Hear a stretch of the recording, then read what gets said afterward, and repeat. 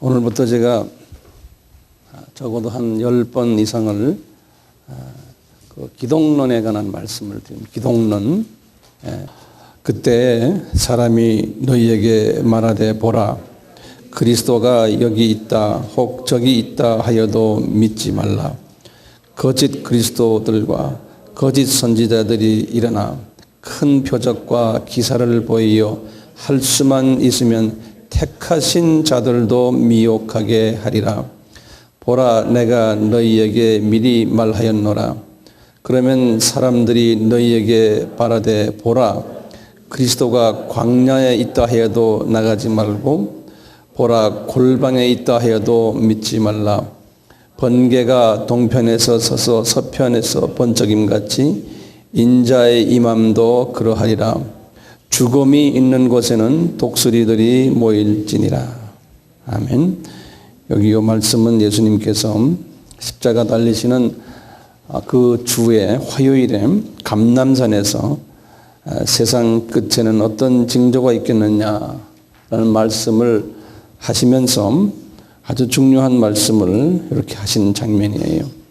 이제 이 말씀과 오늘 제가 드리는 기독론 시리즈의 첫날 말씀과 연계되기 때문에 제가 말씀을 전하려고 합니다.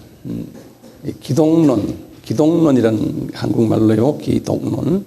이것을 영어로는 뭐라고 그러냐면 크리스톨로지. 그러니까 예수에 관한 그리스도에 관한 학문이다. 이런 뜻이.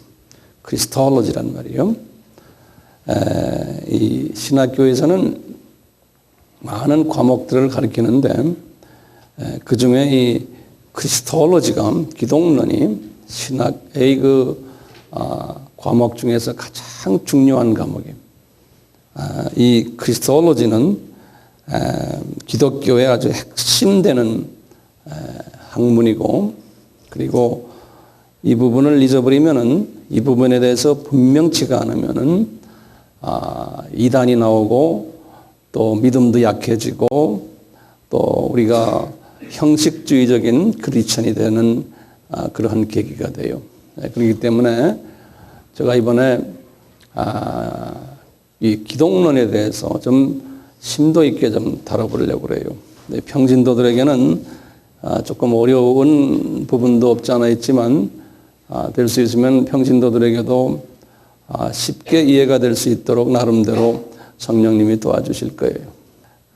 이 기독교의 본질이 한마디로 말한다면 뭐냐면 예수 그리스도예요. 예수 그리스도가 기독교의 본질이에요. 그렇기 때문에 이 신학의 본질도 예수 그리스도예요. 그렇기 때문에 이 기독론이 이 신학의 기초가 되어야 되고 중심이 되어야 되고 등뼈가 되어야 되고 주춧돌이 되어야 돼요. 예수 그리스도가. 그러니까 예수 그리스도가 빠지거나 그리스도에 관한 우리의 생각이나 믿음이 좀 희석되거나 이렇게 되면은 그때 벌써 이제 마귀가 그 사람에게나 또는 그 교회나 그룹에게 스며들게 돼 있어요. 그런데 이제 이 예수 그리스도를 전하기 위해서 이것을 분명히 가르치기 위해서 이제 신학교에 여러 가지 과목들이 있는데 이 예수를 중심으로 한 과목들이 있는데 그 과목 위에다가 예수가 주춧돌인데 거기다 집을 지어야 되는데 그 집 짓는 많은 과목들이 있어요. 예수를 더 알려주기 위해서 또 예수를 더 부각시키기 위해서. 그래서 우리는 뭐 교회론 또는 죄론 또는 성령론, 종말론, 인간론, 뭐 기타 등등 선교론 이런 것들이 부차적인 과목들이에요. 이제 이런 과목들이요. 거기에 또 제3차적인 과목들이 있어요. 그것이 뭐냐면 교회 성장론, 지도자론, 카운셀링, 가정사역, 뭐 기타 등등 이렇게 이런 과목들이 이제 달라붙는데요. 근데 우리 신학교가요, 이 주정이 변해지고 있는 거예요. 예를 들면은 가장 중요한 이 기독론에 대한 관심보다는 눈에 보이는 제3차적인 것들이 교회 성장론, 지도자론, 가정사역, 카운셀링, 어떻게 하면 우리가 더 예수 믿으면 더 잘 되는가, 이런 부분들, 이런 데에 테크닉을 세상 테크닉과 관계돼서 배워가지고 많은 신학교들이 지금 그런 부분에 집중하고 있어요. 그러다 보니까 신학교에도요, 그런 것을 선호하는 학생들이 훨씬 더 많아요. 신학생이 10명이면 거의 7, 8명이 이쪽 분야에 관심이 있어요. 그래서 그쪽 전공 디파트먼트가 더 발전되고, 이 핵심을 잊어버리는, 예를 들어서 정말 이 기독론을 중심으로 해서 내가 선교를 해야 되겠다라는 그러한 사람들은 점점점 적어져요. 인기가 없어져요. 그게 현실이에요. 제가 신학교에서 한 20년을 이렇게 관계하면서 있어 보니까 우리나라만이 아니고 세계적인 추세예요. 서구 사회는 말할 것도 없어요.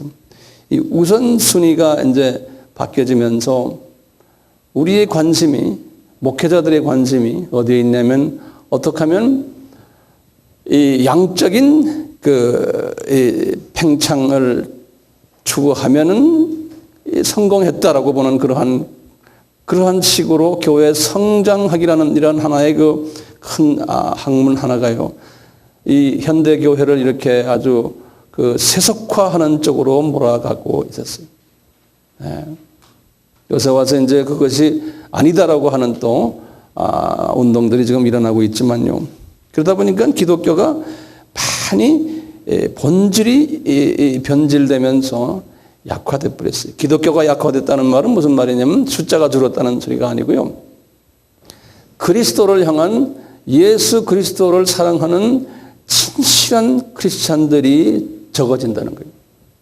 그리고는 겉모습은 많은데 행사는 많고 뭐가 보이는 것은 상당히 활성화되어 있는데 그 안에는 본질이 빠져버리거나 희석되어 버렸다는 거예요. 이런 틈을 타서 이제 많은 잡다한 비본질적인 요소들이 교회 안에 이제 스며들게 되고요. 그 틈을 타가지고 이제 마귀가 덤벼들기 시작을 하는 거예요. 이것은 오늘날만의 이야기가 아니에요. 기독교가 생겨나는 1세기부터 이러한 일들이 일어났어요.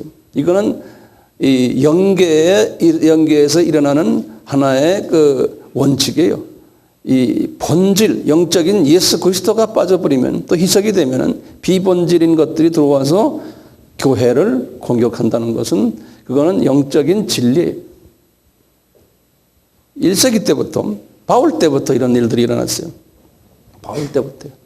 그래서 바울이 본질을, 예수를 전하니까요, 주변에서 바울을 공격하는 일들이 일어났어요. 특히 이제 갈라디아 교회에서 그런 일들이 일어났어요. 그래서 이제 어떤 분들이었냐면, 갈라디아 교회 안에 유대인 출신 크리스찬들이 있었어요. 이분들이 중심이 돼가지고 바울이 가르치는 예수 그리스도의 본질이 잘못됐다라고 막 세력을 모아가지고 하나의 교리로 만들었어요. 그것을 에비오니즘이라고 그래요. 이 사상은 뭐냐면요, 예수님이 신이 아니다라고 보는 거예요. 이제 이 기독론의 중심이 뭐냐면 예수의 신성과 인성과, 그 다음에 이제 예수님의 구원론, 이 세 부분이 기독론의 중심이거든요. 이 중에 하나인 에비오니즘이 예수님의 신성을 부인하는 거예요. 뭐라고 그러냐면, 예수님은 동정녀로 탄생하지 않았다라고 봅니다. 그리고는 그냥 평범한 요셉과 마리아의 속에서 나온 사람이지 특별한 분이 아니라는 거예요. 그렇지만 그분이 메시아적인 성품은 가지고 있었다는 거예요. 그렇지만 진짜 메시아는 아니다라고 보는 아주 그 묘한 이런 사상이 팽배하고 있다가 사도 바울이 거기에 대해서 공격하고 사도 바울의 후계자들도 공격하면서 이 사상이 항상 숨겨져 있었어요. 이런 마귀의 사성은 항상 떠나질 않고 숨겨 있다가 때가 되면 또 나오고 또 나오고 그래요. 그와 동시에 1세기 때 이와 반대되는 사상이 뭐냐면 예수님의 인성을 또 보고는 그분이 인간이 아니었다라고 보는 거꾸로예요. 도케티즘이란 말인데요. 이건 뭐냐면 헬라 말로 도케어라는 말은요. 한국말로 하면 뭐냐면 이것처럼 보인다 그런 동사예요. 도케오라는 게. 뭐냐면 예수가 사람처럼 보이는 거지 사람은 아니라는 거예요. 그건 완전히 지금 영적인 부분을 이야기하는 그분은 영체시지 그분은 인간이 아니라는 거예요. 아주 거룩해 보이죠? 근데 우리는요, 이 예수님을 이쪽으로만 우리가 이해하면은 안 돼요. 완전한 또 신성과 인성을 또 같이 이해해 줘야 돼요. 이제 이런 사람들은 그 플라톤이나요, 또는 아리스토텔레스 같은 그 철학적인 배경을 가진 분들이 이런 사상들을 가졌어요. 1세기 때 이제 이렇게 나오다가요. 그리고 한 100년이 또 지나갔어요. 2세기 후반 때요. 이때 또 이 기독론을 공격하는 그룹들이 아주 강하게 나타났어요. 이제 영지주의라고 유명한 분인데요. 이 마르시온이라는 사람이 들고 나온 말인데 영어로는 노스티즘 그래요. 그 노스티즘. 이것은 뭐냐면 예수님이 인성을 또 부인하는 거예요. 예수님이 영으로만 존재하시는 거지 이 세상에 사람의 모습으로 존재하지 않았다라고 보는 거예요. 아주 극단적인 한쪽 사상이었대요. 이러다가요, 또 성령에 관한 공격이 또 났대요. 동시에 같은 때에. 그걸 몬타니즘이라고 그러는데요. 몬타니즘이라고. 이건 뭐냐면 보혜사 성령이 마가의 다락방에서 일어나지 않았다는 거예요. 그러다가 그 당시 2세기 말에 지금 성령님이 내려오셨다는 거예요. 그렇기 때문에 지금 성령님이 내려오시기 때문에 지금이 말세라는 거예요. 이제 그분들이 이렇게 말하는 거예요. 혼돈스러워요. 이런 사상들이 교회 안에서 여기저기서 일어나니까 교회가 아주 시끄러워진 거예요.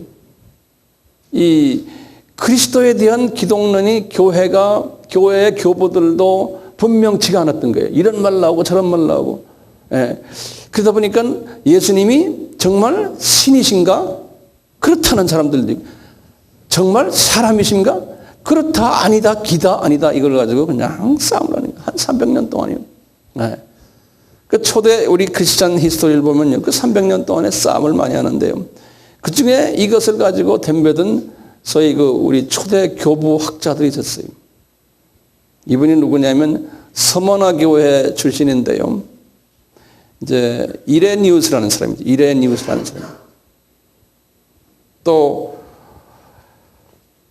북아프리카 쪽에 카르테이지라는 데 지금 리비아 쪽 나라인데 그쪽에서 태어난 분인데 나중에 로마에 가서 이제 기독교의 지도자가 됐는데 테투리안이라는 사람이에요. 테투리안이라는 사람이 있어요. 이 사람들은 강하게 이제 이 사상에 대해서 반발하는데요.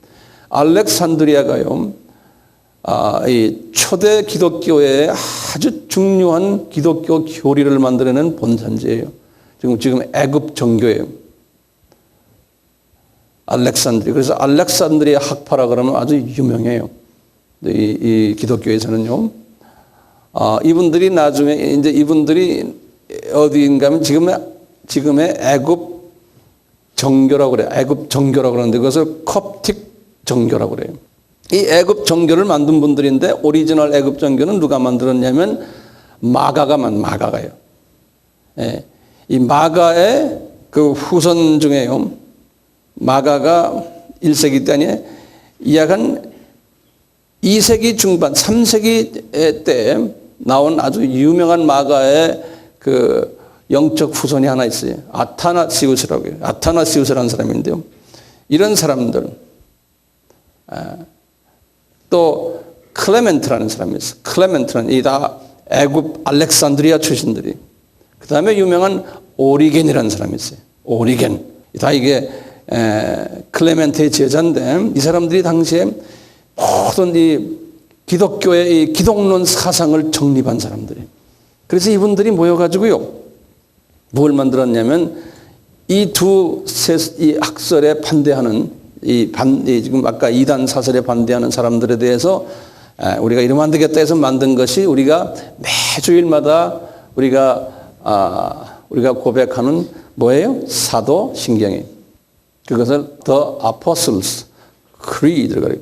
이 creed라는 말은 라틴어로 credos라는 말에서 나온 건데, 이것은 영어로 말하면 I believe, 내가 이것을 믿는다. 이렇게 하다 보니까요, 이제 이런 사설들이 많으니까 각 지역에 이제 교계 지도자들이 모여가지고 우리 이러면 안 되겠다. 이러지면 안 되겠다. 우리가 좀 우리 세력을 좀 강화하자. 그때부터 교회가 제도화되기 시작하고 교주화되기 시작하고 이게 파워를 한쪽에서 가지자. 그래서 그것을 우리가 비숍 그러잖아요. 비숍이란 말 들었죠? 비숍이란 건 교구장 이런 소리. 예. 그것을 이제 그런 교회들을 에피스코팔 처치라고. 에피스코팔이라는 말이 이 교구. 예. 한 사람이 정점이 돼가지고 하나가 되는. 그래서 에피스코팔 처치라고 그러면 지금은 영국 성공회를 그렇게 불러요. 왜냐하면 영국 성공회는 제일 높은 분이 뭐냐면 영국 왕이에요. 그래서 그분을 에피스코팔. 이런 식으로요. 이렇게 나가다가요, 4세기 와가지고요, 이런 상황 속에서 또 이상한 학설이 하나 또 튀어나왔어요. 이거와도 비슷한 학설들인데요. 그 학설이 뭐냐면 이것도 어디에 출신이냐면 알렉산드리아 출신이에요. 또 애굽에 아주 유명한 그 사람도 아주 경건한 비숍인데, 이 사람이 학설을 들고 나온 게 뭐냐면 어떻게 예수님도 하나님이고 성부도 하나님이냐, 그러면 우리가 두 하나님을 믿는 게 아니냐. 예. 이래가지고 막 그냥 신경이 하다가 이 사람이 아리우스라는 사람인데요, 아리아니즘이라고 그래요. 아리아니즘을 만들어냈어요. 아주 유명한 학설이에요. 이래서 이 사람이 이걸 막 퍼뜨리는, 이게 뭐냐면 예수는 피조물이고 피조물 중에 가장 으뜸되는 피조물이지 하나님이 아니라는 거예요. 이 아리아니즘이에요. 이 아리아니즘이 끝까지 계속 지금까지 오다가요, 19세기에 와서 20세기에 들어오면서 19세기 말 20세기에 여호와의 증인이 거기서 나온 거예요. 여호와의 증인이. 오늘날 여호와의 증인이 아리아니즘으로 받은 거예요. 그리고는 청교도들 있죠. 청교도들. 지금부터 한 400년 전에 미국에 떨어진 청교도들. 그 하버드 대학교도 청교도들이 만들었거든요.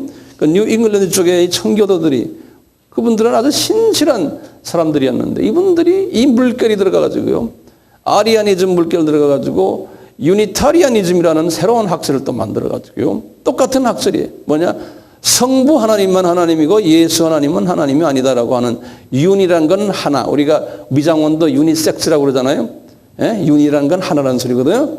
예. 그래서 유니타리안, 이 삼위 하나님은 트리니티 그래. 추리란 건 셋인데 이건 유니타리안. 예. 지금 하버드 대학교가 그런 학설을 가지고서 신학생들을 가르쳐요. 예수 그리스도를 하나님으로 부인해요. 예. 그리고는 유명한 또 한 분이 이제 성선서를 발표했는데 뭐냐면 페레기아니즘은 이제 페레기우스라는 사람인데, 이 사람이 뭐냐면 인간은 본래 원죄가 없다. 사람은 본래 착하게 태어난 거다. 이렇게 하면 성선설이라고 그러죠. 이런 것도 막 발표하고. 그 다음에 아폴리아리우스라는 사람인데, 이 사람도 뭐라고 그러냐면, 이 사람은 이런 말이에요. 예수님은 사람의 몸은 가지고 있지만 가만히 그분의 하트를 들여다보면 사람이 아니라는 거예요. 그러니까 부분적인 사람이고 부분적인 하나님이라는 사상이에요. 이런 사상 지금 우리에게도 많아요. 예수님은 33년 동안 계실 때 완전한 하나님이셨으면서도 완전한 사람이었어요. 부분적이 아니에요.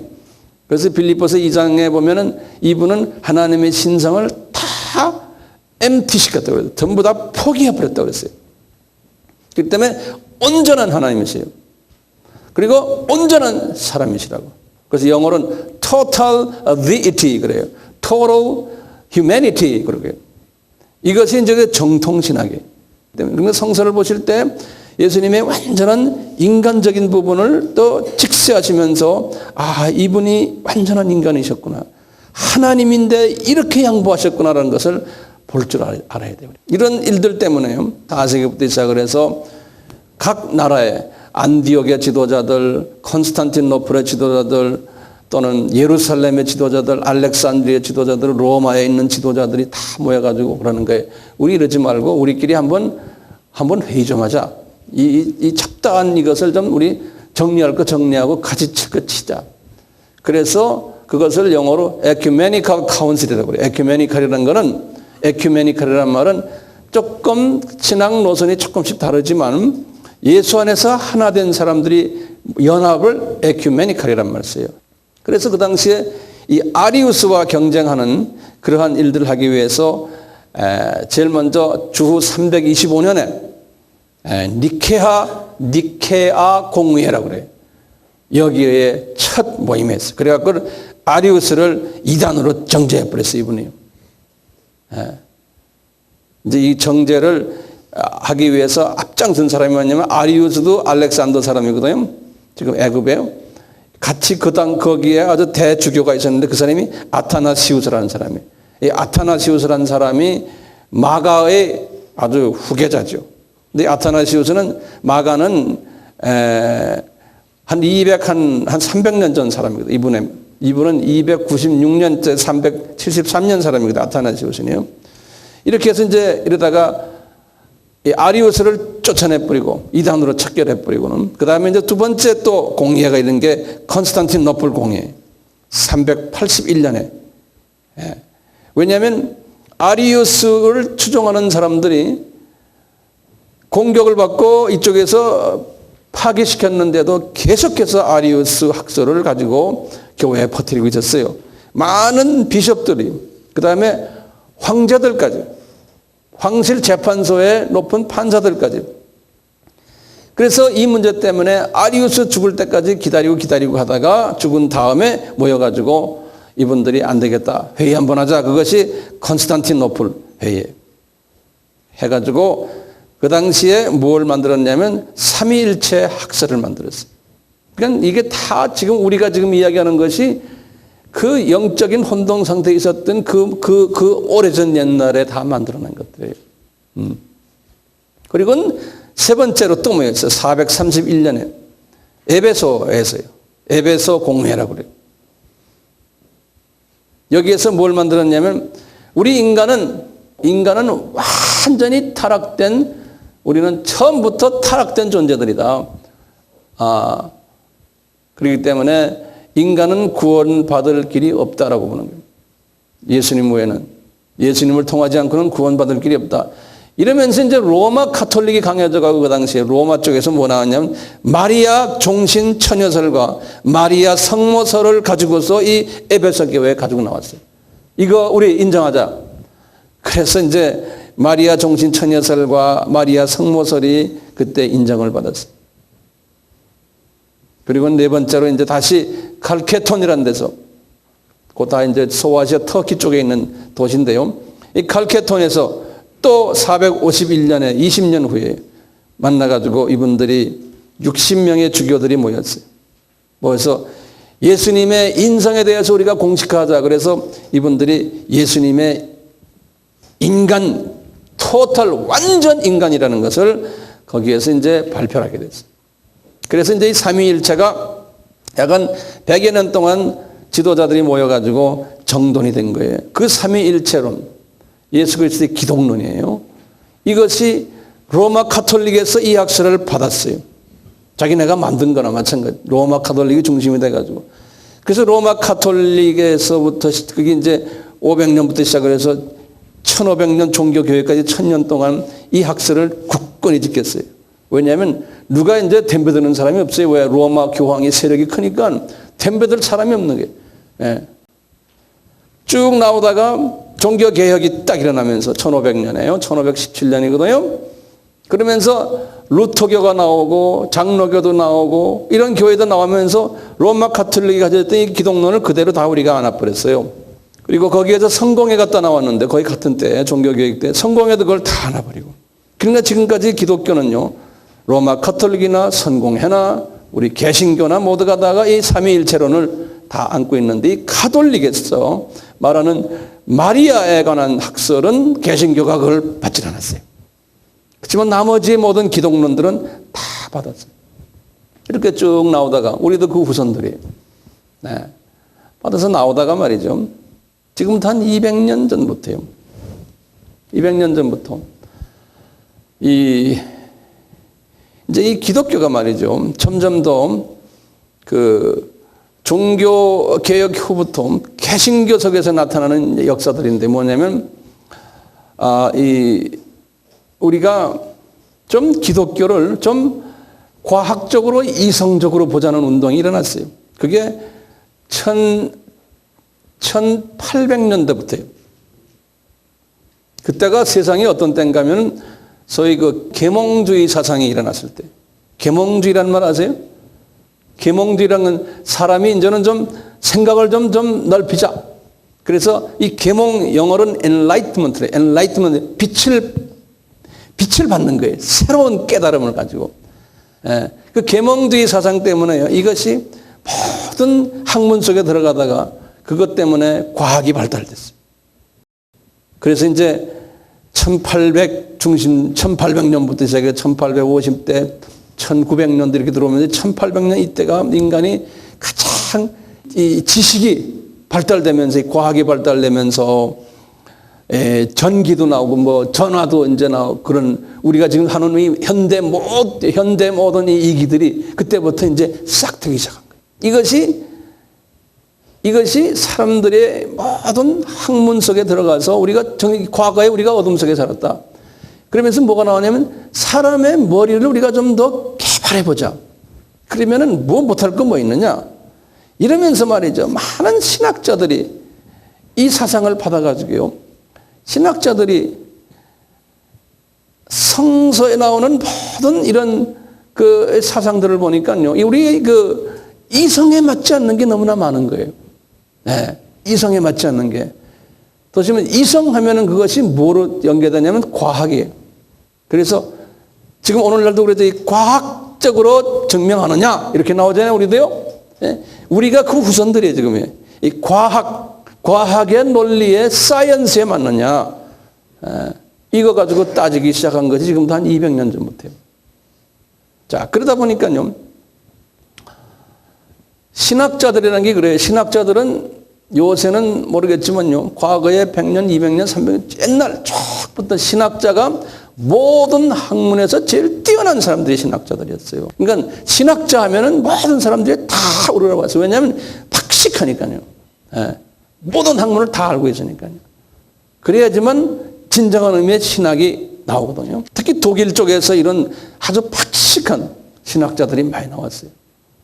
과거 한 200년 동안에. 특히 1800년도, 1900년도. 거기 신학자들이요.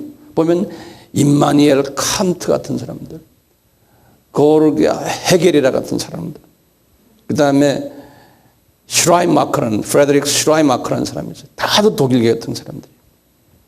에밀 브루너, 루돌프 볼트만, 우리가 잘 아는 슈바이처, 그 다음에 아돌프 본 하넥이라는 사람이 아주 대단한 사람들이에요. 그런 그 머리가 비상한 사람들이, 이 사람들이 결론적으로 뭐냐면 성서를 다시 조명해야 된다는 거예요. 왜냐? 이것이요, 성서가요, 가만히 들여다보면 우리 이성에 맞지 않는 것들이 너무나 많다는 거예요. 그래서요, 자기네가 이것을 깨닫기 전에는 크리스찬들이 어떤 사상을 가졌냐면 신본주의 사상을 가졌다고 봐요. 신본주의. 테오크라시라고 그러는데요. 테오라는 건 신이라는 소리거든요. 신본주의 사상을 가졌는데 그 신본주의 사상이 성서적이 아니라는 거예요. 그렇다고 하나님을 부인하느냐? 그것도 아니에요. 우리 인간은 하나님이 사랑이시기 때문에 인간을 만드셨을 때 하나님의 형상으로 만들었기 때문에 우리 인간은 하나님의 보이지 않는 하나님의 형체라는 거예요. 우리 인간이. 이 말 잘 들으세요. 그렇기 때문에 인간은 소중하다는 거예요. 성서적 같죠? 인간은 대단히 소중하다는 거예요. 왜냐? 하나님이 만드는 자기 형상대로 만들었기 때문에 그러니까 인간의 존재 가치를 최우선으로 생각하는 거예요. 예. 그러니까 상대적으로 하나님의 존재 가치나 하나님의 속성을 이 뒤로 젖혀버리는 이게 하다 보면 동전도 한쪽을 중간을 놓지 못하고 이렇게 놓으면 또 이렇게 이게 뒤집거든요. 이게 둘을 소유를 못해요. 사람도 마찬가지예요. 모든 게. 그래서 인본주의가 나오기 시작한 거예요. 그걸 인본주의라고 해요. 휴머니즘. 예, 인본주의가. 인본주의, 이 소위 말하는 theistic 인본주의라고 다시 말하면 하나님적인 인본주의. 하나님을 무시하는 게 아니에요. 하나님을 사랑하고 하나님의 존재를 인정하면서 그렇지만 인간이 중요하다는 거예요. 이 휴머니즘이요. 이 휴머니즘이 어디까지 발전됐냐면 우리 인간은 하나님의 형상으로 지음받았기 때문에 인간이 생각하는 모든 생각은 하나님적이라는 거예요. 하나님은 저 위에 계시지 우리 인간 사회에서 매일매일 이래라 저래라 이렇게 간섭하지 않으신다는 거예요. 왜냐하면 우리에게 전권을 부여했다는 거예요. 우리가 하나님의 형상으로 닮아서 여기다 살기 때문에 직접 구차하게 하나님이 오셔가지고 매일 이래라 저래라 뭐 이렇게 하시는 하나님이 아니라는 거예요. 그것을 이제 그 영어로 이렇게 말해요. absentee God 그래요. absentee란 건요. 결석하신 하나님이에요. 결석이라는 소리예요. absent. 결석이란 건 이 땅에 계시지 않고 저 하늘에 하나님이 계시다는 거예요. 그러면 여기 계신 하나님은 우리에게 전권을 주셨기 때문에 우리가 우리의 이성을 가지고서 모든 것을 판단하고 보고 하는 것이 그게 하나님적이라는 거예요. 그것을 인본주의, 크리스천 인본주의 사람들. 비크리스천 인본주의 사람들하고 개념이 또 달라요. 크리스천 인본주의 사람들이. 그러니까 이성주의라고 그래요. 이런 걸 따르는 사람들. 크리스천 이성주의 사람들이. 이성에 의해서 모든 것을 판단하니까요. 이 이성이 어디까지 갔냐면 과학으로 발전됐거든요. 그래서 크리스천 이성적 과학적 접근 방법이 모든 사물을 보는 게 아까 제가 말한 그 유명한 소위 신학자들이 다 그쪽으로 가고 있는 거예요. 이런 사상을 가지다 보니까요. 성서를 들여다보니까 성서가 별로 마음에 안 드는 거예요. 왜냐하면 비이성적인 우리가 이해가 안 되는 스토리들이 너무나 많은 거예요. 인간의 이성으로는 인간의 과학으로는 이해 안 되는 사건들이 엄청나게 많은 거예요. 예를 들어서 홍해 가르는 사건도 그거 아니라는 거예요. 예수님의 마리아 처녀 잉태설도 그거 아니라는 거예요. 예수님이 죽으셨다고 어떻게 다시 살아나느냐? 그래서 어떻게 40일 동안 걸어 다니시느냐? 그것도 아니라는 거예요. 그것은 아니면 그럼 뭐냐 이거예요. 아니면 뭐냐? 이것은 그 당시에 성서를 기록한 사람들이 하나님의 위대하심을 나타내기 위해서 그 당시에 문화적인 표현 방법이 그렇게 과장식으로 했다는 거예요. 그런 식으로. 그렇기 때문에 우리는 성서를 다시 재조명해 봐야 된다는 거예요. 그것을 신학적으로 뭐라고 그러냐면요. 한국말로는 성서 고등 비평이라고 그래요. 이것을 영어로 말하면 The Bible High Criticism 그래요. 이 사상이 벌써 이 19세기 말부터 아주 팽배하기 시작했어요. 20세기에 들어와서는 아주 굉장했어요. 이분들이 이 사상 속에서 나오는 아주 그 유명한 표현 하나가 뭐냐면요. 역사적인 예수라는 얘기가 나와요. 영어로는 Historical Jesus Christ 그래요. 가공인물이 아니라는 거예요. 그 말은 맞죠? 그렇죠? 역사 속에 계셨는데 그분은 그저 좋은 사람이었다는 거예요. 좋은 티처였고 그리고는 성부 하나님의 위대한 하늘의 비밀을 깨닫고 우리에게 가르쳐줬고, 불쌍한 사람들 많이 도와줬고, 과부들 특별히 관심 두고 도와줬고, 소외된 자들, 병든 자들 고쳐주고, 사회의 개혁을 주도했고, 이 사람은 정치 지도자였고, 민족 지도자였고, 종교 지도자였고, 새 종교를 만들어낸 특별한 분이셨다는 거예요. 이분은 아리안주의와 비슷하게 이분은 성자 하나님일 수도 있고 아닐 수도 있다. 묘하게 이들 이야기를 해요. 예. 그러면 예수님이 부활하셨다는 것은 그게 뭐냐? 그분이 부활하신 게 아니다. 그분의 그 사상이 부활했다는 거예요. 그렇기 때문에 우리는 그 예수의 정신을 배우는 거지. 그러니까 정신이라는 말은요, 영어로 쓰면요, 아까 내가 하버드 대학도 얘기했죠. 거기서 나는 Let us learn the spirit of Jesus 그런다고요. 그 뭐냐면 예수의 정신을 배웁시다 그런다고요. 그러면 우리 생각은 성령님 이야기하는구나. 아니에요. 그 예수님의 그런 라이프 스타일, 그런 거를 배우자는 거예요. 그분이 하나님이기 때문에 그분 걸 배우자는 이야기가 아니에요. 지금 우리나라에도요, 자유주의 신학자들은 다 예수의 정신, 예수의 정신에 그러면 우리가 혼돈해요. 예수의 정신? 그럼 우리가 같구나. 아니에요. 뚫고 들어가 보면 다 딴소리 하는 거예요. 이런 예수의 정신이, 아까 뭐라는 그런 좋은 일을 하시는 예수의 정신이 그렇다면은 기독교에만 있느냐? 이걸 가지고 또 이분들이 뒤집는 거예요. 알고 보니까 아니라는 거예요. 왜 기독교인들은 소위 말하는 우린 복음주의자들은, 우리 복음주의자들은 예수, 우리가 말하는 전통적인 그 예수 외에는 구원이 없다라고 보는 분들 아니에요? 근데 그 숫자는 지금 아주 소수거든요, 우리가요. 근데 이 자유주의 사람들이 볼 때는 너무나 배타적이고 저 사람들은 예수 그리스도의 사랑이 없다라고 보는 거예요. 거꾸로요. 타종교를 보시오. 타종교도 하나님은 세상을 이처럼 사랑하사 독생자를 주셨으니 했잖아요. 이 세상은 하나님이 다 사랑하기 때문에 만인 구원론이라는 거예요. 그러니까 모든 사람들이 다 언젠가는 다 구원받는다는 거예요. 어떤 데는 또 연옥설도 있어요. 또 다른 종교에도 그런 게 있어요. 이슬람교도 있어요. 여기서 좀 못되게 놀면은 연옥에 가가지고 조금 기다렸다가 밑에서 기도해주고 거기 올라가서 노동을 좀 하면 나중에 다 구원받는다는 거예요. 그러니까 언젠가는 다 구원받는다는 거예요. 후손들이 돈 좀 많이 갖다 바치고 이러면 다 구원받는다는 거예요. 불교나 이슬람교도 마찬가지예요.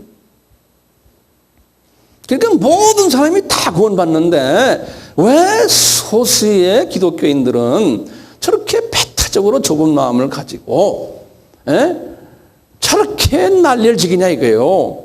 그래서 이분들이 그러는 거예요. 알고 보면 모든 종교는 다 같다는 거예요. 왜냐? 불교를 들여다봐라. 불교에서 부처가 가르치는 모든 내용들을 보면은 예수가 가르쳤던 것과 똑같다는 거예요. 힌두교를 봐라. 똑같다는 거예요. 어느 종교를 봐라. 다 같다는 거예요. 심지어는 조그만 토속 종교 들어가 봐도 다 똑같다는 거예요. 그렇기 때문에 어느 종교나 예수 그리스도의 정신이 다 있기 때문에 그리스도가 그 속에 숨겨져 있다는 거예요. 어느 종교나. 그래서요, 그 사람들은 이름이 크리스찬들이 아니지만 그분들은 이름 없는 크리스찬들이라는 거예요. 그래서 그것을 익명의 크리스찬들 그래요. 영어로는 nameless, 이름이 없는 크리스찬들 그래요. 또 어떤 신학적으로는 그래요. hidden Christian, 숨겨져 있는 크리스찬들. 그 속에 다요. 그러면서 이 사람들을 향해서 우리 크리스찬들은 다이얼로그를 해야 되고 대화를 해야 되고 사랑 베풀어 줘야 되지. 이 사람들을 가서 우리 종교로 오시오 이렇게 하는 건 큰 신뢰라는 거예요. 왜? 그거는 무리하다. 그렇게 하면 신뢰한다는 거예요. 절대로. 그래서 이제 이분들이 만들어낸 유명한 그 말이 이런 게 있어요. 미시오 데이라는 게 있어요. 그건 뭐냐면 쉽게 말하면 하나님의 선교란 소리예요. 미시오 그래요. 데이. 그 데이란 건 하나님이거든요. 미시오 데이라는 게 있어요. 이 자유신학자들이 말하는요. 여기에는 하나님의 말은 하나님의 선교예요. 하나님의 선교는 뭐냐? 절대로 타 종교 사람을 기독교로 옮겨오는 일을 하는 게 아니고 그분들의 필요한 것들이 있다. 학교도 세워주고 고아원도 도와주고 과부들 도와주고 병원도 지어주고 그분들 도와주는 일을 하는 것이 미시오 데이지. 그리고는 그대로 복음은 절대로 말하면 안 된다. 그건 무리하다. 그렇게 하고는 그냥 베푸는 거예요. 그게 소위 말하는 유엔에서 하는 거고 지금 NGO라고 그래서 전 세계에 소위 이런 일들 하는 분들이 깔려 있어요. 미셔너리들도 이런 미셔너리 꽤 많아요. 복음은 가르치지 않고요. 이런 것만 하는 사람들이 있어요. 이런 일들을요. 이미 20세기에 들어와서 쭉 해오다가요. 이제 1962년에서 65년에 카톨릭에서 말하는 바티칸2라는 공의회가 있었어요. 아주 세계적으로 유명한 거예요. 약 100년 전에 공의회 한번 있다가 지금 1962년에서 65년 2년, 3년, 4년, 4년 동안 바티칸에서 그 바티칸2 제2 바티칸 공의회라고요. 이 공의회를 하면서 바티칸의 로마 교회 신학자들 또 개신교의 신학자들 성공의 신학자들이 와서 그걸 가지고 서로 의논하고 우리가 앞으로 전 세계 기독교가 어떻게 가야 된다는 큰 모임 가졌어요. 이럴 때 거기에서 지금 제가 말씀드리는 이 모든 학설들을 다 안고 이렇게 가자고 공식적으로 결정을 했어요. 그래서 이 바티칸2에서는 다른 종교도 우리 브라더 시스터 종교다. 그분들과 대화를 해야 된다. 그분들을 변화시키려는 마음을 가지면 안 된다. 그분들이 지옥가 아니다. 그분들은 지옥가는 궁극적으로 다 구원받는 사람들이다. 한 하나님인데 가는 길만 다르다. 그 사람들을 괴롭히지 말아라. 이런 것을 발표를 했어요. 카톨릭만이 한 거 아니에요. 지금 여러분들 WCC라는 말 들었어요? World Church Council이라고 그래서 세계 교회 협의회라고 해요. 그 교회 협의회가 우리나라에도 한국 교회 협의회가 있어요.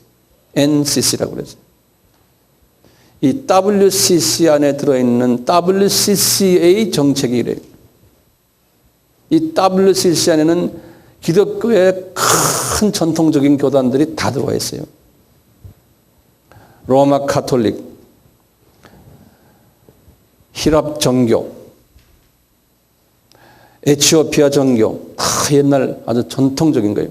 아까 말한 애굽 정교, 러시아 정교, 알메니안 정교, 성공회, 루터교단, 감리교, 장로교, 지금 우리나라 장로교의 일부만 지금 안 들어가 있죠. 세계 장로교는 다 들어있어요. 그 다음에 베프티스트, 침례교. 이건 대부분의 전통적인 큰 교단은 다 WCC 안에 들어있어요. 이 WCC가 이런 학설을 가지고서 이야기를 해요. 지금 전 세계 교회가 이 사상에 물들어 있어요. 전 세계 교회가요. 그 교회가요, 이 기독론이 예수 그리스도에 대한 기독론이 이렇게 변질되어 버리니까 교회가 완전히요, 예수가 빠진 마귀의 집단으로 변질되어 버린 거예요. 이 교단 이 자체가 이렇지만 이 안에 하나님의 사람들이 숨겨져 있어요. 신실한 하나님의 사람들이요. 로마 카톨릭에도 보면 신실한 분들이 있어요. 그렇지만 그분들은 소수예요. 신부님들도 정말 전통적인 이 예수 그리스도를 섬기는 분들이 있어요. 그렇지만 그분들은 그 안에서 맥을 못 써요. 자, 이런 문제가요, 이 사회에 어떻게 번져나갔나를 제가 좀 말씀드리려고 해요. 문제는 뭐냐면요, 우리가 지금까지 사상이요, 소위 절대 사상이라는 게 있었어요. 영어로는 그래, absolute. 절대 가치. 예컨대 구원은 예수 그리스도 외에는 이건 절대화된 하나의 하나님이시니까 그러니까 그분 외에는 구원이 있을 수 없다라고 보는 그 절대주의 사상이라고 그래요. 근데 마귀가요, 이 아까 이런 신학자들을 통해 가지고 신학적인 부분을 이렇게 공격했지만요, 사회 전체가 어떻게 변해왔냐면 이 절대주의적인 사상을 붕괴시키면서 상대주의 사상으로 사상을 바꾸기 시작을 했어요. 특히 2차 전쟁 이후부터. 이 사상을 뭐라고 그러냐면요, 포스트 모더니즘이라고 그래요. 그런 말 들었죠? 탈현대주의라는 한국말로 이렇게 번역이 돼요. 포스트 모더니즘은 뭐냐면요, 과거에 전통적으로 절대화했던 모든 규범들, 또 사상들, 개념들이 그것은 잘못된 사상이다 라고 이야기하는 거예요. 그 규범을 깨버리면, 또 깨면 그 안에서 또 어떤 규범이 나온다. 그 규범이 진짜 좋은 거다. 그러다 때가 가면 이것도 바꿔야 된다. 다시 말하면요, 모든 것을요, 상대적으로 보는 거예요. 이 상대적으로 본다는 말은 무슨 얘기냐면요, 무질서가 있어요. 질서가 없는데 상대화시키는 거. 다시 말하면 무질서한 것 자체가 질서다 보는 거예요. 예를 들면요, 혼란스러운 것이 더 아름답다는 거예요. 무전통이 전통이라는 거예요. 요새 사람들이 생각이 자꾸 이렇게 변해가요. 규범이 없는 그 자체가 규범이라는 거예요. 통제가 없는 자유가 진정한 자유라는 거예요. 그러니까 가족이 깨지는 거예요, 우선요. 가족 제도가 붕괴되는 거예요. 이미 공산 나라들은요, 러시아, 중국, 저쪽에 지금 구소련 지역에 가족들이 다 깨져버렸어요. 왜 그런지 아세요? 이 여자를 남자화 시켜버렸어요. 이 공산당이에요. 그래서 여자들이요, 이 중국 보세요. 중국 여자들 치마 입고 다니는 거 보셨어요? 여자를 전부 남자화 시켜버렸어요. 왜? 공산사회에서는 노동력을 더 만들려고요. 그래서 여자를 높여버렸어요. 여자가 높여지니까 비성서적이거든요. 남자가 낮아지니까 집안이 다 깨버리는 거예요. 동구지역을 가보세요. 옛 공산나라 가면 가정들이 제대로 된 가정 하나도 없어요. 거의 없어요. 네. 남자들 그러니까요, 남자가 매일 술이나 먹고, 소련 사람들은 바둑 하나 먹고요. 중국 사람들은 남자들이 기가 다 빠져 있어요. 여자가 득세하고요, 전부. 그게 성서적이 아니거든요. 그런 사상이 우리나라에서는 들어왔어요. 우리나라만이 아니에요. 다 그래요. 미국의 이혼이 왜 자꾸 이러면 여자가 너무나 득세하니까 남자가 견디지 못하는 거예요. 그러니까 이혼하는 거예요. 우리 교인들 중에도 여자가 센 여자들 좀 있죠? 좀 낮추세요. 그게 주님의 방법이 아니에요. 남자들이 순하니까 여자가 셀 때 남자가 할 수 없이 그냥 참아주는 거예요. 이러고. 그렇지만 남자가 불편해요. 이것이 사회가 그렇지만요, 기독교 교회들에서 복음이 지금 이렇게 돼가고 있거든요. 복음이 상대화되는 거예요. 예수 그리스도의 그 절대 가치를 무너뜨려 버리거든요. 지금 복음이 지금 그렇게 되고 있어요.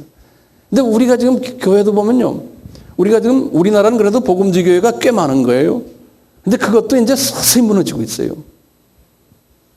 교회가요, 이 기독론에서 자꾸 빠지면서요, 딴 데에 신경을 써요.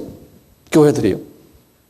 교회 크게 하는 것, 가정사역, 카운슬링, 어떻게 하면 우리가 더 해피해지느냐, 이런 데에 관심이 있는 거예요. 이렇게 하다 보면 이 서구 사회가 다 그랬거든요. 좀 있다 보면 기독론이 약해지면서요, 예수 이야기하면 우리 목사님 왜 저런 이야기만 자꾸 하지? 내가 오늘 위로받으러 왔는데 교회 위로도 안 해주고 무슨 예수 이야기만 자꾸 해요?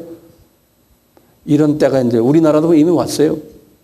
자, 지금요, 전 세계가 이 절대 가치를 잃어버린 기독교인이 80% 지금 이상이라고 그랬죠?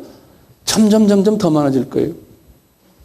그러니까 예수님께서 분명히 말씀을 했잖아요. 아까 마태복음 24장 본절에서요, 너희들 말이야, 예수가 저기 있다 할 때 믿지 마라. 예수가 지금 힌두교에도 있고 불교에도 있고 이거 다 믿지 말라는 거예요. 그럴 때가 온다는 거예요. 지금 그런 때예요, 지금 우리가요.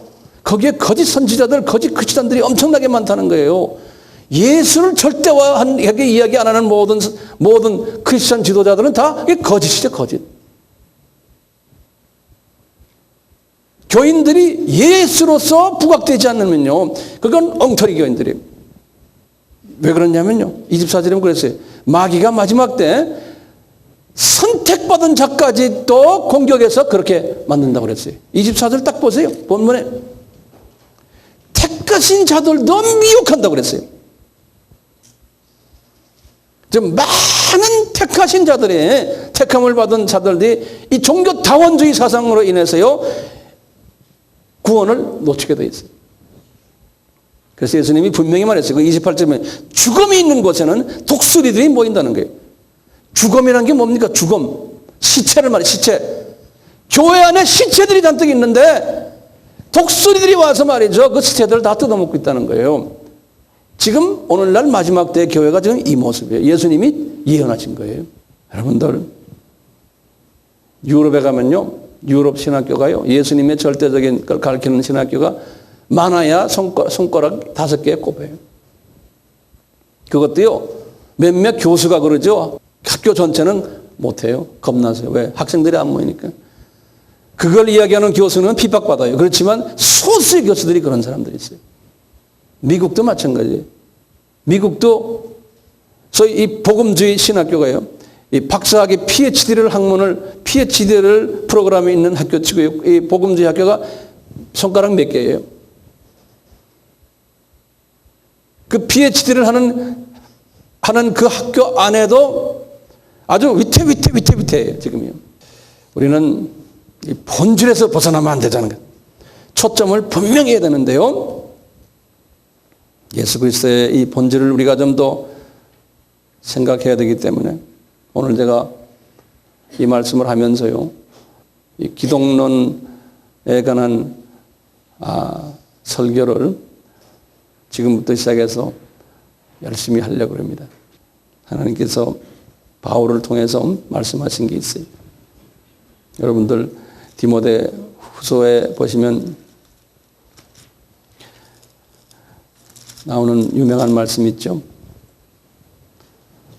말세가 되면 디모데야, 교회가 교인이 고통하는 때가 있는데 이미 1세기 때부터 말세가 시작이 됐거든요. 그래서 지금은 말세주 중에 말세인데요, 이러한 사건들이 일어날 것이라는 거예요. 사람들은 자기를 사랑하며 하나님 사랑보다 돈을 사랑하며 자긍하며 교만하며 회방하며 부모를 거역하며 감사치 아니하고 거룩지 아니하고 무정하며 원통함을 품지 아니하며 참소하며 절제하지 못하며 사나우며 선한 것을 좋아하느니 배반하여 팔며 조급하고 자고하고 쾌락을 사랑하기를 하나님 사랑하는 것보다 더하며 경건의 모양은 있으나 경건의 능력을 부인하는 자는 이 같은 자들에게서 내가 돌아서라는 거예요. 우리는 이 절대 가치를 부인하는 사람들하고 같이 있으면 안 돼요. 영향받아요. 우리가요, 기독론이 약해지면 내 교인도 그렇고 교회도 그렇고요, 물질 만능주의로 우리가 치닫게 돼요. 교회가요, 공동화가 돼요. 다시 말하면요, 교회가 약해져요. 텅 비게 돼요. 숫자는 많아지는데 그 안에 사람은 많은데 그 안에 생명이 없어져요. 그러다가 한 세대가 지나가면요, 그 사람들도 다 흩어지게 돼 있어요. 교회가 비어버려요. 그것은 우리는 유럽 교회를 보면 알 수 있어요. 미국 교회를 보면 알 수 있어요. 제가 이번에 뉴스윅 매거진을 제가 읽었는데요, 2월 한 20일부 뉴스윅 매거진을 딱 보는데 거기에 카바 페이지가요, 유럽 교회가 건물이 다 지금 타 종교의 사람들에게 팔린다는 것이 큰 제목이 카바 페이지가요. 그래서 제가 여러 읽어봤어요. 읽어보니까요, 카바 안에 들어가 보니까 첫 페이지에 뭐냐면 아주 유럽의 아주 맛있는 그 성당이에요. 교회당이 어떻게 변했냐면 피자 굽는 기계가 단장에 있어요. 피자 굽는 기계가. 이 피자 레스토랑으로 바뀌었다는 거예요. 그러면서 데이터가 쫙 나와요. 영국에 있는 성공회들 지금 교회들 팔지 못해서 난리라는 거예요. 그렇게 멋있게 지어놓고, 왜냐하면 이분들이요, 그 세대에는 사람들이 많으니까 헌금 걷어서 교회를 많이 지은 거예요. 유럽 전체. 그것도 지어도 보통 저희 어렵게요. 지어놓고는 그 불쌍한 사람들의 돈을 다 걷어가지고 건물 지어놓고요. 한 세대 지나가고 두 세대가 지나가니까 이제는 그 건물을 초창기에 유년지력에 다니던 분들이 할머니, 할아버지 돼가지고 건물을 지키고 있는 거예요. 이분들이 이거 월동비가 너무나 들어간다. 응? 관리비가 너무 많이 들어간다. 하니까 할 수 없이 끼고 있다가 그것을 이제 파는 거예요. 내가 거기다 써놨어 뉴스백에 모슬렘들이 이것을 엄청나게 사간다는 거예요. 모슬렘 모스크가 되는 거예요. 그 다음에 힌두교 중에서요. 2차 전쟁 이후에 이제 만들어낸 하레 크리스티나라는 힌두교 종교가 있어요. 이 하레 크리스티나가 지금 막 사고 있다는 거예요. 어떤 데는 교회에서 우리가 이건 못 판다 할 수 없다는 게 막 오퍼가 들어오는데 높은 가격으로 막 들어오니까 안 팔 수가 없다는 거예요. 그래서 지금 막 팔린다는 거예요. 막 팔린다는 거예요. 그 다음에요. 장사꾼들이요. 그런 좋은 데코레이션 있는 성당 자리 그거 얼마나 기똥차요. 그걸 그대로 사가지고요. 그냥 캬바레 만들어요. 사진이 할이 나와요. 캬바레 만들어가지고 이 강대성 바로 앞에요. 춤추는 장면 나와요. 강대성 앞에서. 캬바레 밴드가 있고요. 예? 피자 가게가 없나고요. 그러니까 그런 엄숙한 자리에다가 그냥 샹들리에 있고 이런 데다가 피자가 가니까 거기서 참 맥주 먹고 뭐 칵테일 먹으면 기분이 얼마나 좋아요. 애인하고 같이. 예? 전 세계가 지금 그렇게 가고 있습니다. 왜 그래요? 예수가 빠져버리면 거예요. 절대가치가 빠져버리면 그렇게 돼요. 시간 문제. 저는 우리나라가 지금 교인이 많이 모이고 돈이 많아지니까 시간, 여유만 있으면 그 돈 가지고 교회 짓는데 지금 급급해 있어요. 저는 외국에서 40년 가까이 산 사람이 돼서요. 그런 나라에서 제가 살다 왔기 때문에 우리나라의 아플 자가 보여요. 여러분들은 안 보일 거예요. 이 나라 앞으로 20년, 30년, 한 40년까지 가면요. 지금 유년주일학교 하는 아이들이 우리 나이 됐을 때는요. 이제는 교회가 텅텅 비어요. 이거 어떻게 건물 관리하지? 관리비는 엄청나게 비싸고 여름에 에어컨 틀 수도 없고 겨울에 이 모든 오일값 이거 어떻게 관리하지? 교인은 안 모이고 헌금은 안 들어오고 어떻게 할지 아세요? 이거 팔아야 돼요. 돈이 없으니까 유럽에서는 어떻게 하는지 아세요? 미국도 마찬가지 유명한 교회들이요. 관광객들 지나가는 코스예요. 관광객들이 가가지고 거기 들어가서 거기서 뭐 파는 거 파고요. 그리고 돈벌이 하고 있어요. 헌금 좀 하라고 거기다 헌금 봉투 하나 박스 하나 만들어 놓고요. 제가 결론적인 말씀 하나 더 드릴게요. 교회는요. 예수님이 빠진 달콤한 말로 위로해 주는 것이 아니에요. 예수 안에서 위로받는 거지. 교회는 예수를 가르치는 거지. 예수를 만나는 거지. 예수의 삶을 우리가 배우고 그 삶을 경험하는 그곳이 교회예요.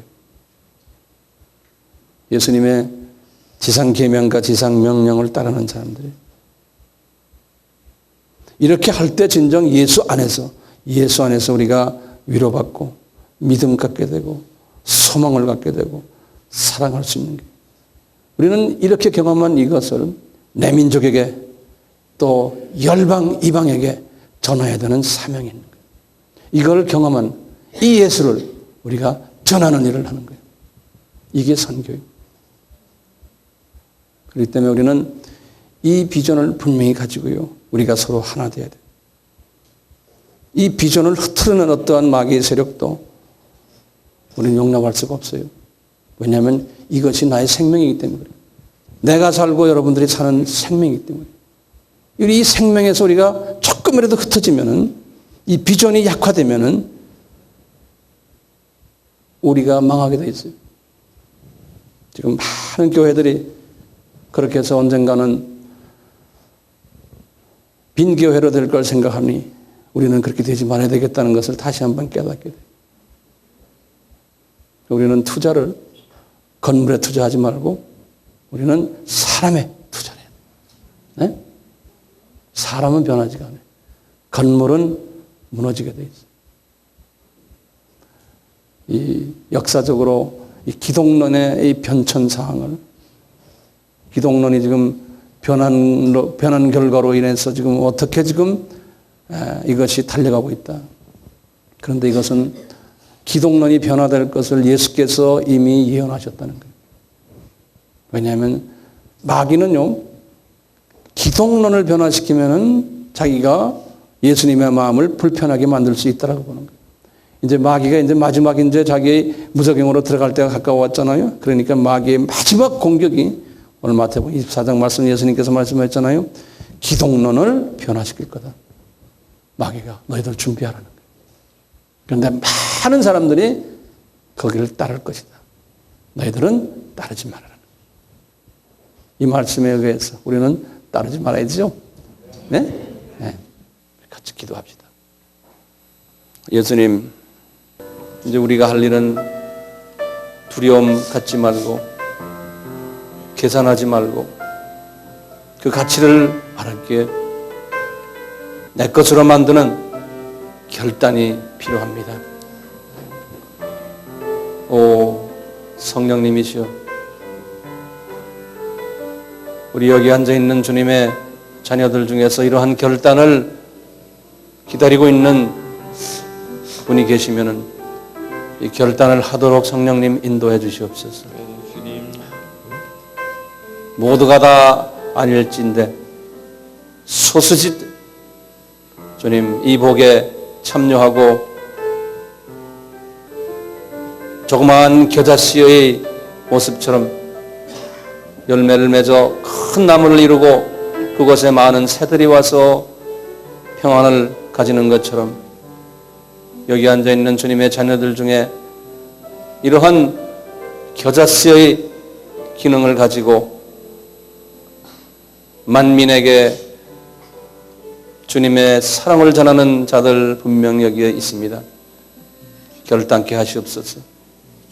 잡다한 주변의 유혹들에 빠지지 않게 해주시고 이 세상의 걱정과 물질의 유혹에 빠져서 이 결단을 내리는데 방해를 받지 않게 해 주시옵소서. 성령님 역사하시옵소서. 성령님 역사하시옵소서. 우리가 복된 자가 되는 길을 빤히 알면서 가지 못하게 막아놓는 이 더러운 악령들의 방해에 저희들이 속힘을 당하지 않게 성령님 저희들을 인도해 주시옵소서. 용기를 주시옵소서. 결단력을 주시옵소서. 두려워하지 않게 해주시옵소서.